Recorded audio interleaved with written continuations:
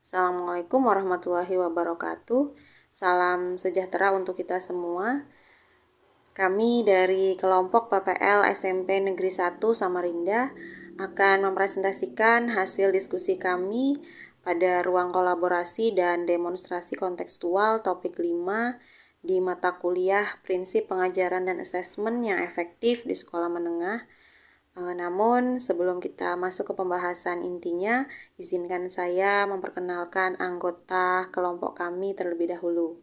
Jadi pada PPL SMPN 1 Samarinda ini terdapat beberapa anggota yang diantaranya terdiri dari yang pertama yaitu Mas Ahmad Maulana, kemudian ada Shandi Permana Putra, Ainur Horonisa Hasanah, Rahimatul Nahdalia, dan yang terakhir saya sendiri Umi Hanifah. Pada pelaksanaan kegiatan praktik pembelajaran terbimbing di sekolah PPL, dalam hal ini di SMPN 1 Samarinda, kami telah menyusun rancangan pembelajaran dan juga asesmen yang dituangkan dalam bentuk RPP serta modul ajar yang juga kami sesuaikan dengan kompetensi dasar dan capaian pembelajarannya. Pada presentasi kali ini, nantinya setiap anggota kelompok di PPL kami akan menyampaikan hasil pembelajaran yang telah dilaksanakan di sekolah mitra PPL dan juga menyampaikan hasil refleksi dan rencana tindak lanjut yang nantinya akan kami lakukan. Untuk penjelasan berikutnya akan dijelaskan oleh rekan saya yang berikutnya. Baiklah, sebagai informasi, di PPL SMP Negeri 1 Samarinda ini kami sendiri memulainya dengan minggu pertama PPL dengan observasi, baik itu berupa observasi tentang karakteristik peserta didik, manajemen sekolah, dan lingkungan belajar yang ada di sekolah tersebut. Selanjutnya, saya perlu menyampaikan juga bahwa setidaknya di pameran ini kami akan menyampaikan 3 hal penting berkaitan dengan latar belakang masalah dan fenomena yang kami amati di sana. Ada 3 hal, yaitu RPP atau modul ajar, assessment, dan output.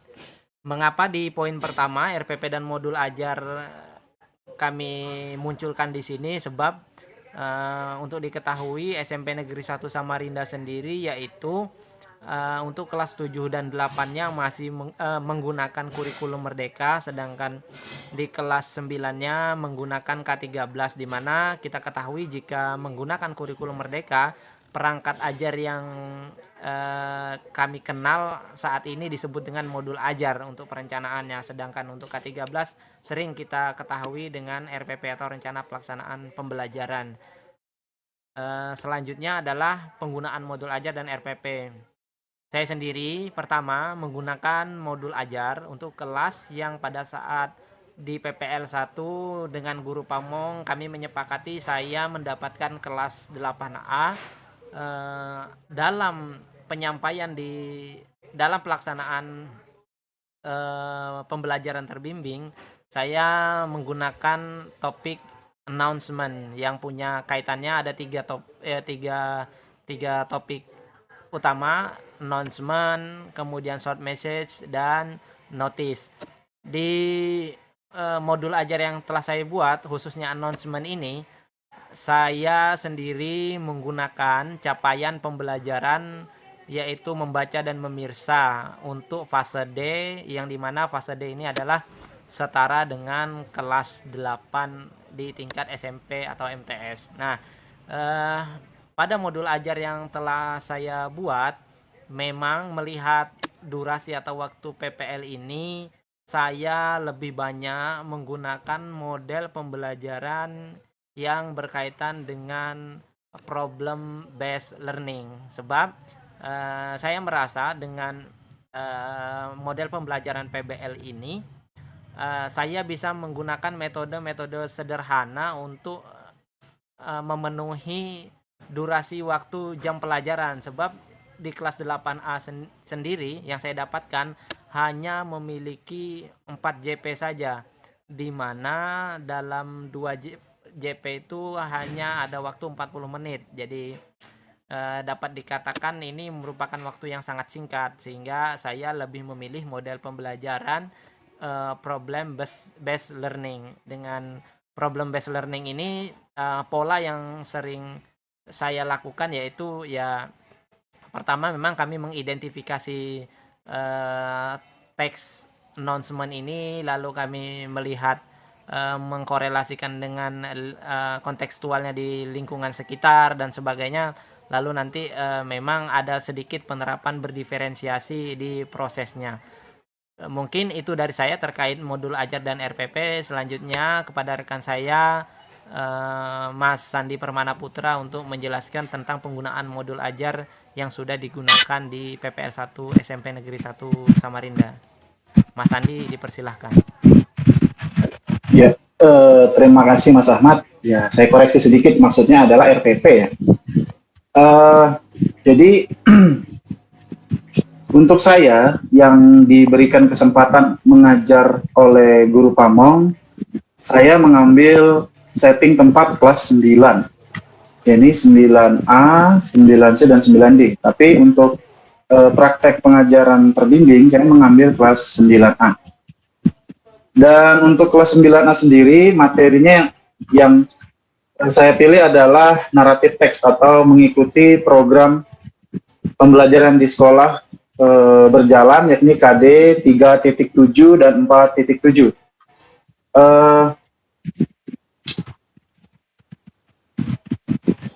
Pada penerapan RPP tersebut, jumlah peserta didik di kelas 9A adalah 31 anak, dan kemudian materi pokoknya adalah naratif teks, terfokus pada materi fairy tales atau teks fairy tales. Kemudian model pembelajaran yang saya gunakan adalah problem based learning sama dengan Mas Ahmad tadi, di mana pada langkah ini dibagi menjadi langkah pendahuluan atau pembuka, kemudian langkah kegiatan inti, dan langkah kegiatan penutup. Pada langkah kegiatan pembuka, saya memberikan pembukaan pembelajaran dengan memberi sedikit materi penjelasan pada slide PowerPoint mengenai teks naratif secara umum dan penjelasan singkat. Kemudian saya mengarahkan siswa untuk membentuk grup diskusi pada kegiatan inti, dan siswa dapat memilih melakukan eksplorasi konsep pada pertanyaan yang sudah saya sediakan pada lembar LKPD siswa, yakni mengenai jenis-jenis teks naratif dan juga struktur teks, unsur kebahasaan. Kemudian setelah berdiskusi dan mendapatkan konsep pemahaman dari hasil kolaborasi kelompok, kelompok tersebut akan mempresentasikan secara sederhana di depan kelas. Kemudian kelompok siswa yang lainnya akan ikut membantu menilai penampilan dari presentasi tersebut. Pada langkah penutup, guru membimbing siswa membuat poin-poin penting dari materi naratif teks. Guru memberi umpan balik kepada peserta didik dalam proses dan hasil pembelajaran dengan memberi pertanyaan lisan seperti, what have you learned today? What activity do you like the most? And do you have any difficulty? What are they? Ya. Pada langkah tersebut, guru memberikan pertanyaan-pertanyaan supaya siswa memberikan tanggapannya atau umpan baliknya mengenai kegiatan pembelajaran hari ini. Setelah langkah tersebut, saya memberikan penguatan pembelajaran dengan menyampaikan rencana pembelajaran pada pertemuan selanjutnya. Kemudian guru menutup dengan salam dan penutup. Pada langkah assessment, saya menggunakan penilaian formatif, yakni pada penilaian sikap, penilaian pengetahuan, dan keterampilan performance atau reading aloud. Ya, mungkin itu saja yang bisa saya sampaikan. Kemudian saya lanjutkan kepada teman saya. Silakan. Terima kasih atas kesempatan yang telah diberikan kepada saya. Saya akan melanjutkan presentasi kali ini yang berkaitan dengan modul ajar Jadi di dalam pengajaran terbimbing di PPL 1 ini saya mendapatkan kelas 7 dan saya mengajarkan materi animal body parts dan dalam hal ini saya menggunakan CP atau elemen yang berfokus pada menyimak dan berbicara dan juga menulis dan mempresentasikan. Untuk CP ini saya menggunakan metode maksudnya model pembelajaran cooperative learning yang berfokus kepada kerja kelompok, dan juga untuk metodenya saya menggunakan metode tanya jawab dan juga mind mapping. Jadi di sini di dalam tujuan pembelajarannya di situ dijelaskan bahwa peserta didik nantinya akan diharapkan bisa untuk menguraikan animal body parts atau bagian-bagian tubuh hewan secara tertulis melalui mind map bersama teman sekelompoknya. Jadi dengan bantuan mind map yang disediakan oleh guru berupa gambar, kemudian siswa di situ membuat gambaran singkat mengenai bagian-bagian tubuh hewan, dan kemudian mereka diminta untuk memasukkan kosakata-kosakatanya di dalam mind map tersebut, dan kemudian mereka membuat kalimat-kalimat sederhana bersama teman sekelompoknya. Mungkin dari saya itu saja untuk modul ajar. Selanjutnya akan dilanjutkan dengan teman saya, yaitu Mbak Ainur Hoirunisa. Saya persilahkan. Terima kasih. Mengimplementasikan modul ajar. Modul ajar ini saya implementasikan di kelas 7. Nah, dengan capaian pembelajaran yaitu elemen menulis. Nantinya elemen menulis ini akan diturunkan menjadi tujuan pembelajaran, dan outputnya peserta didik nantinya akan mampu menulis teks berita berdasarkan unsur-unsurnya. Nah, dengan kompetensi awal, yakni setelah memahami pengertian teks berita, peserta didik dapat menganalisis dan menulis teks berita berdasarkan unsur-unsurnya. Kemudian untuk komponen profil pelajaran Pancasila, saya memasukkan 3 komponen. Yang pertama, beriman bertakwa pada Tuhan Yang Maha Esa dan berakhlak mulia, gotong royong, bernalar kritis. Sarana dan prasarana yang saya berikan yaitu LCD, laptop, handphone, dan LKPD. Nah, target peserta didik ini adalah modul ini dirancang untuk peserta didik yang memiliki minat belajar yang berbeda-beda. Jadi di dalam modul ini nantinya akan ada pembelajaran berdiferensiasi berdasarkan minat peserta didik. Kemudian model pembelajaran yang saya terapkan yaitu problem based learning, yang nantinya mereka akan secara berkelompok memecahkan masalah, lalu mereka mendiskusikan dan mempresentasikan hasil dari pemecahan masalah yang mereka kerjakan secara bersama-sama. Sekian dari saya. Saya alihkan kepada Mbak Rahimatul Nahdaliyah. Saya persilakan. Baik, di sini saya akan melanjutkan mengenai modul ajar yang di sini saya susun dengan bantuan guru pamong dan juga dosen pembimbing. Pada modul ajar ini saya gunakan ketika pengajaran terbimbing kemarin, yaitu mengenai Animal Around Us. Ini bagian dari materi tes deskripsi yang sebelumnya, sebelum masuk kita ke describing animal, kita masuk dulu ke bagian nama-nama hewan itu. Oke, untuk fasenya, fase D karena di SMP, dan juga untuk saya masuknya itu di kelas 7. Untuk elemen domainnya, untuk modul ajar Animal Around Us ini menggunakan menyimak dan berbicara, di mana nantinya para peserta didik akan menyimak beberapa gambar serta video yang ditampilkan, dan mereka akan menyebutkan hewan-hewan apa saja yang ada terlihat di video tersebut. Ada hewan wild animal dan juga farm animal. 2 materi itu yang nantinya yang sudah ditampilkan kemarin. Dan untuk profil pelajar Pancasilanya di sini ada 2 poin, yaitu mandiri dan juga kreatif.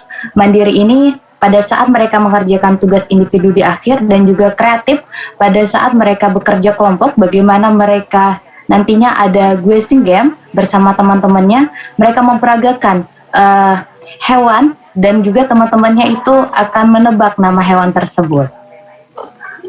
Selanjutnya, model pembelajaran digunakan adalah problem based learning dengan metode tadi yang pertama tanya jawab, yang kedua guessing game. Dan untuk tujuan pembelajarannya ada 3. Yang pertama, peserta didik akan mampu menyebutkan nama-nama hewan tersebut, dan juga peserta didik mampu menyebutkan nama-nama hewan melalui kerja kelompok guessing game dengan tepat.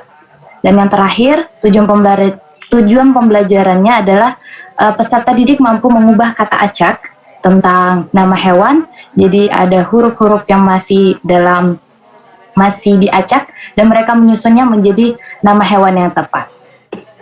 Oke, saya rasa cukup untuk modul ajar dari saya.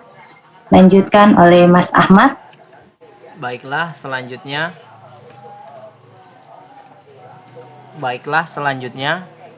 lanjut ke bagian assessment.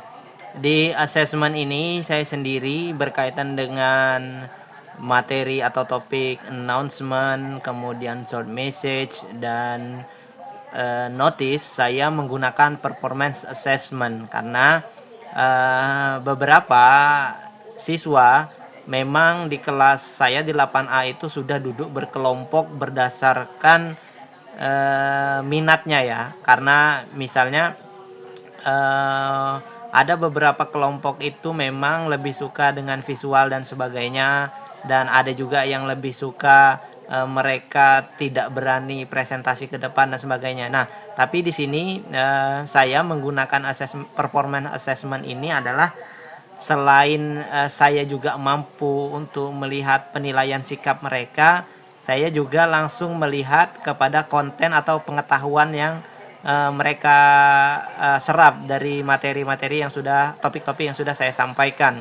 Misalnya saja pada contoh announcement, mereka karena berdasarkan model pembelajaran saya problem based learning bukan project based, maka mereka tidak saya instruksikan untuk membuat announcement atau informasi atau membuat teks informasi, tapi saya menyediakan beragam teks informasi, mereka hanya mengidentifikasi lalu mempresentasikannya, atau bahasanya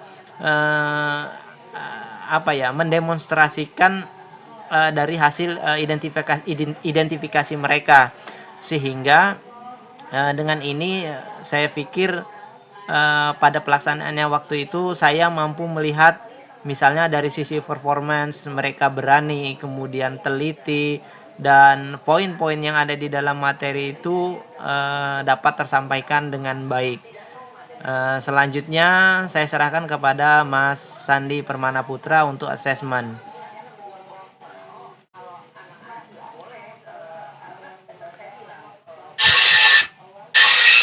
Betul Mas Ahmad, terima kasih.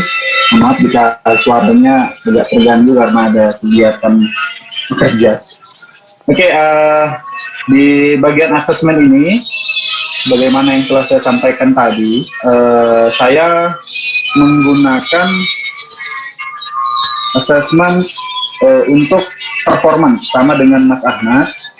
Namun di bagian performance, saya lebih condong kepada penerapan dari kompetensi dasar 4.7, yakni keterampilan menangkap makna secara konseptual terkait fungsi sosial,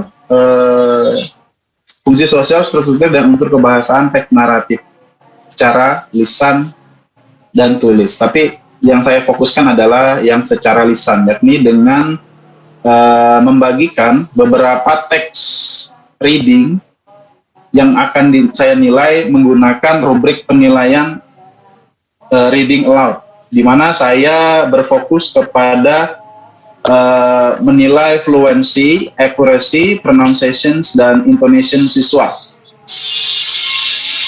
Dari kegiatan pembelajaran yang telah saya lakukan tersebut, saya juga dapat membuat kesimpulan bahwa teks yang dipilih oleh peserta didik memiliki kecenderungan yang lebih familiar yang pernah mereka dengar atau mereka baca. Jadi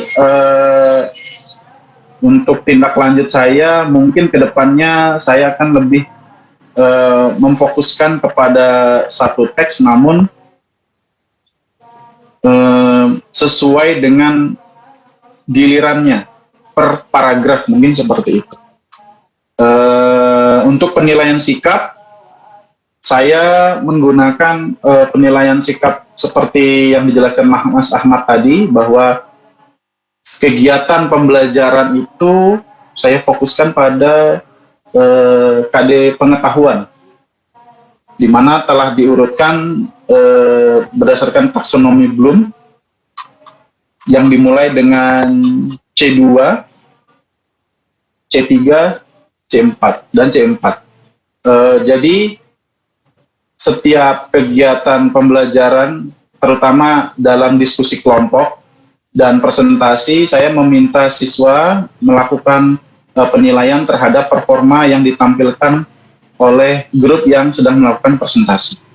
Mungkin itu saja yang bisa saya jelaskan mengenai langkah asesmen ini. Saya kembalikan ke teman saya selanjutnya. Terima kasih.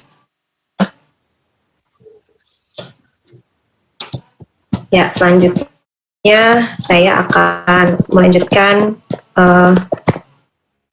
presentasi mengenai assessment yang saya gunakan di dalam pengajaran terbimbing kali ini.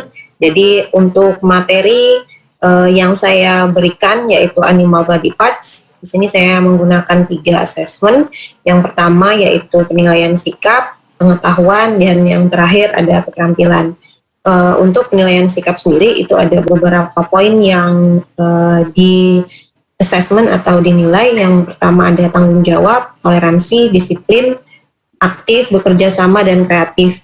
Di sini assessment tersebut disesuaikan berdasarkan model pembelajaran dan juga metode pembelajaran yang diterapkan.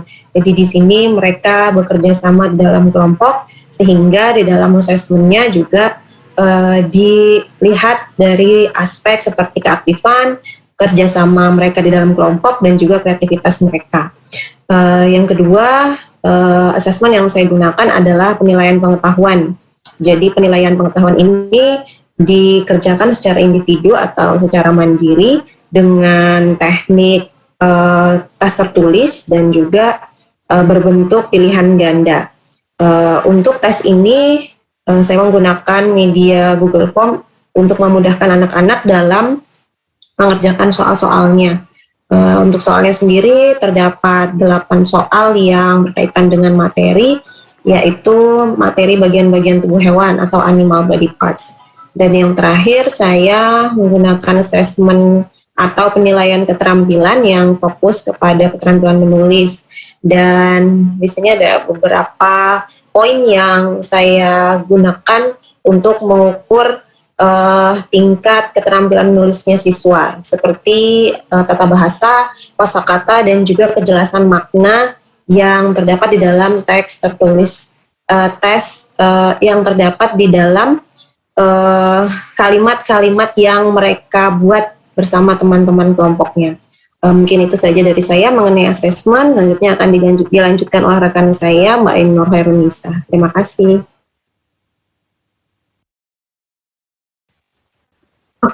Oke, baik. Di sini saya akan menyampaikan penggunaan asesmen berkaitan dengan materi yang saya berikan kepada peserta didik tentang teks berita. Nah, instrumen asesmen yang saya terapkan yang pertama yaitu asesmen sikap. Asesmen sikap sendiri berkaitan dengan profil pelajar Pancasila yang terdapat 3 komponen mengenai bertakwa kepada Tuhan Yang Maha Esa, berpikir kreatif, lalu bernalar kritis. Nah, pada aspek ini peserta didik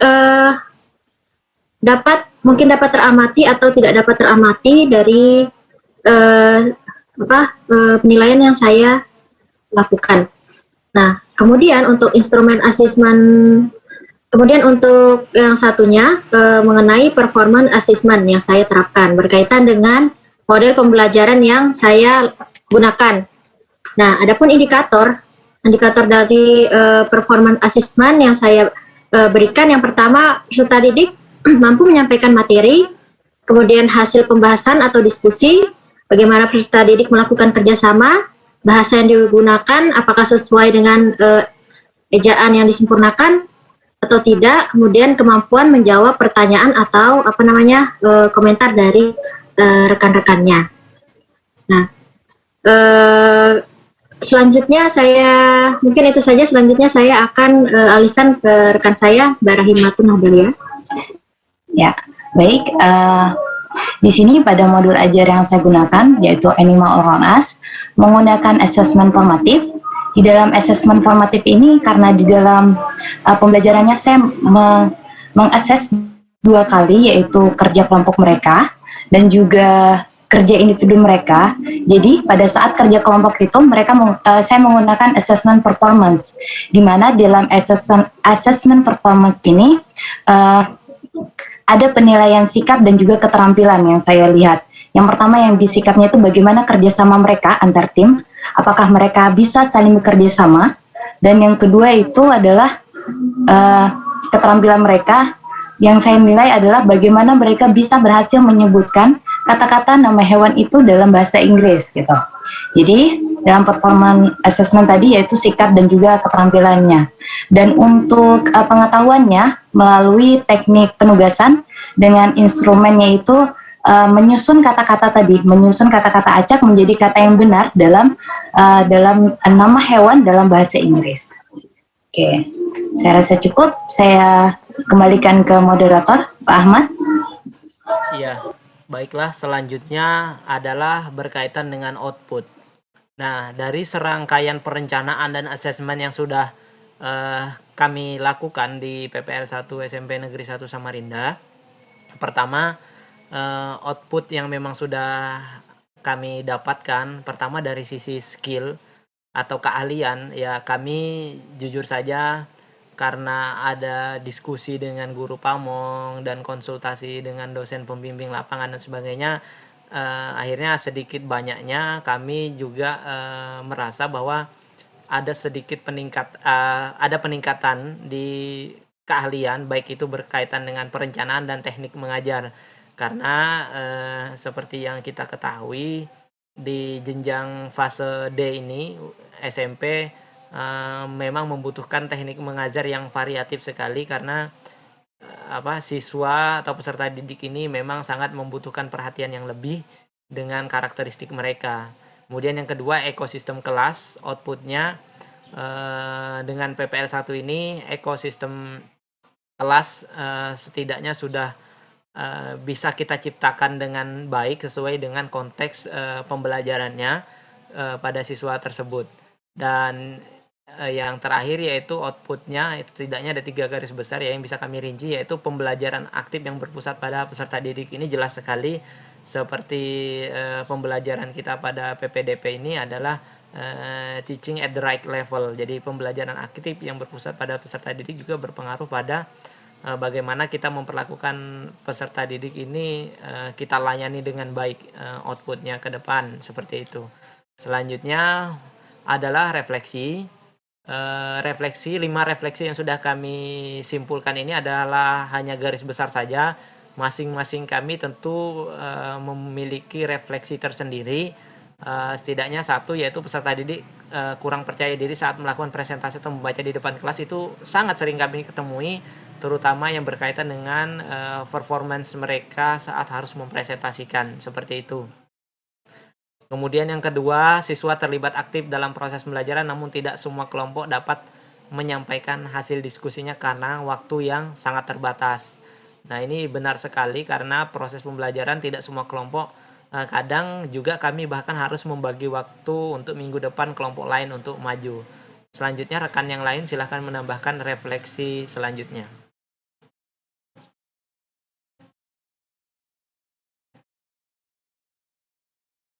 Boleh, siapa yang mau menambahkan?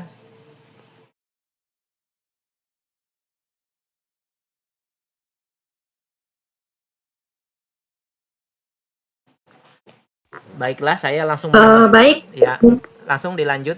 Silahkan tambahkan.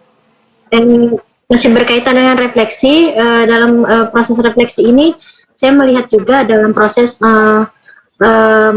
mengorganisir peserta didik secara berkelompok dan menyesuaikan dengan alokasi waktu. dibutuhkan dengan baik ketika kita dalam proses pembelajaran di kelas, karena seperti apa yang kita ketahui bahwa kita telah menyusun rencana pembelajaran dengan alokasi waktu yang sudah kita tentukan, tapi sebagian besar alokasi waktu itu tidak sesuai dengan proses pembelajaran di kelas. Seperti itu. Mungkin ada tambahan lagi dari rekan-rekan.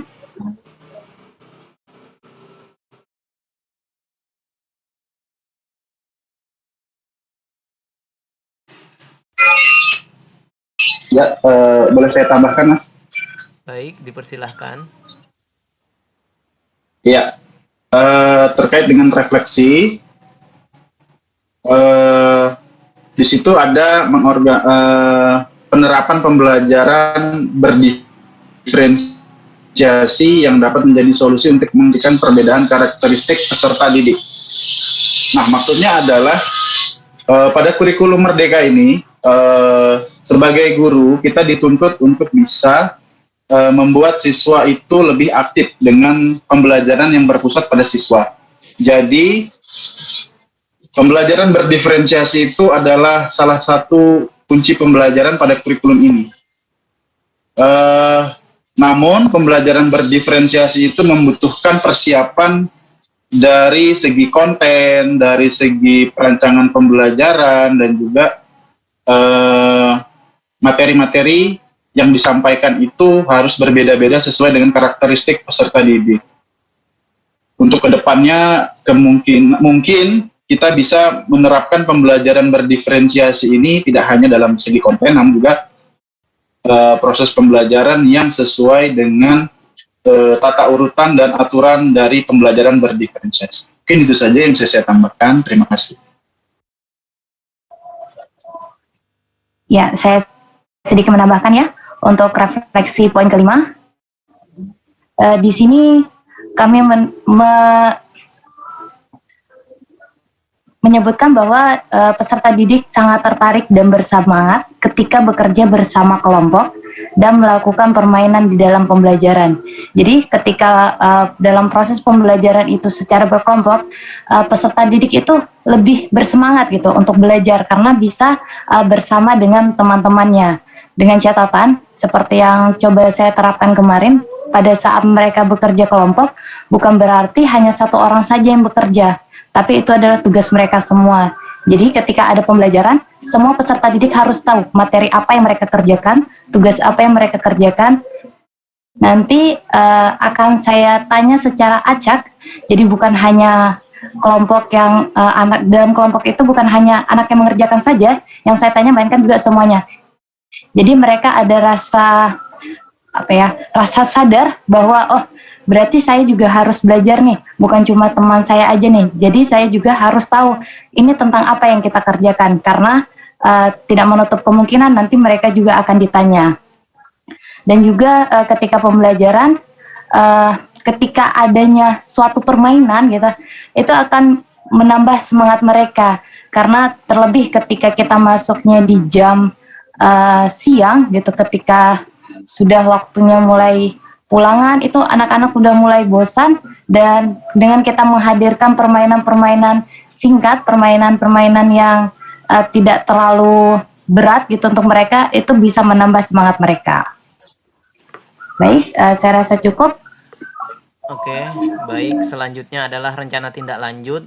Saya akan menyampaikan hasil diskusi kami berkaitan dengan rencana tindak lanjut. Pertama, dari berbagai output dan pengalaman yang sudah kami lakukan, ada beberapa rencana tindak lanjut yang sudah kami inventarisir di sini. Pertama, ke depan kita ingin mengajak semua siswa itu terlibat aktif dan berpartisipasi dalam proses pembelajaran, sehingga dengan aktifnya mereka itu akhirnya mereka dapat lebih berani dan percaya diri. Kedua, kita pengen sekali ke depan meminimalisir waktu pengerjaan LKPD peserta didik yang beragam dan menentukan lebih awal kelompok berdasarkan hasil diagnostik. Jadi begini, di dalam proses pembelajaran nantinya kami rencana tindak lanjutnya ke depan harus sudah memiliki data hasil diagnostik tentang siswanya, sehingga kelompok itu sudah kita bagi di awal, tidak pada saat dalam pembelajaran seperti yang sudah kami lakukan, serta tentang LKPD ini ada penyederhanaan yang nantinya akan coba dilakukan sehingga asesmen yang dilakukan juga tidak berlarut-larut. Kemudian ketiga, melakukan persiapan yang baik dan matang untuk menerapkan pembelajaran berdiferensiasi baik dari sisi konten, proses, dan lingkungan belajar. Dan keempat, melibatkan siswa untuk melakukan penilaian sikap antar teman sebaya dan juga saat penilaian performance ketika kegiatan presentasi di kelas. Jadi pada saat siswa presentasi di kelas, guru harus lebih meminimalisir penilaiannya, tapi lebih banyak interaksi di antara mereka yang akan saling menilai atau teman sebayanya. Dan kelima, lebih teliti kembali dalam mengorganisir waktu agar semua kegiatan akhir atau penutup dapat terrealisasikan. Kadang-kadang kami sudah menjalankan kegiatan sesuai perencanaan, namun penutup tidak sesuai ekspektasi dan perencanaan yang kami harapkan. Nah, oleh sebab itu ke depan kelima poin rencana tindak lanjut ini insya Allah akan coba kami realisasikan dengan baik itu di PPL 2 dan bahkan ketika kami nanti ditempatkan masing-masing di daerah atau domisili kami masing-masing. Terakhir, saya mewakili rekan-rekan atau teman-teman kelompok PPL 1 SMP Negeri 1 Samarinda mengucapkan terima kasih atas perhatiannya. Mohon maaf atas segala kekurangannya dan kami akhiri. Wallahul muwaffiq ila aqwamit thoriq. Wassalamualaikum warahmatullahi wabarakatuh. Waalaikumsalam warahmatullahi wabarakatuh. Warahmatullahi wabarakatuh.